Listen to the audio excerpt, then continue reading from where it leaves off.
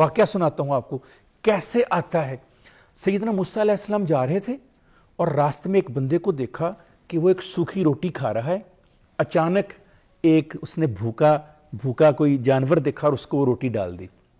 اس نے کہا وہ تمہارے پاس ایک سوکھی روٹی تھی. سیدنا موسیٰ علیہ السلام نے پوچھا تم نے وہ بھی دے دی؟ کہتا ہے کاش کہ میرے پاس لاکھوں ہزاروں ہوتے میں وہ بھی دے دیتا. آپ گئے آپ نے اللہ سے خواہش کی کہ اللہ, وہ ایسے بندہ کہہ رہا تھا, اللہ نے کہا کہ ٹھیک ہے آج سے موسیٰ میں تمہاری سفارش دینا شروع کر دوں گا.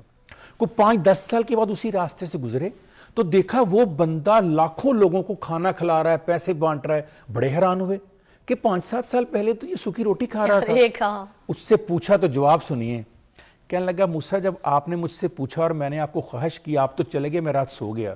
صبح اٹھا تو میرے سرانے ایک درم پڑا ہوا تھا. میں اٹھا میں نے وہ درم لوگوں میں بانٹ دیا.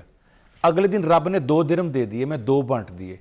آج یہ ہو گیا ہے کہ لاکھوں درم پڑے ہوتے ہیں, میں بانٹتا جاتا ہوں وہ دیتا جاتا ہے. جب اللہ کے پاس گئے کہا یا اللہ مجھے سمجھ نہیں آئی بات کی, سنیے رب کیا جواب دے رہا ہے. کہتا ہے موسیٰ میں اسے دے تو نہیں رہا, میں تو اس کا قرض لٹا رہا ہوں. کہا اللہ کیسے, آپ کے اوپر قرض کیسے آ گیا؟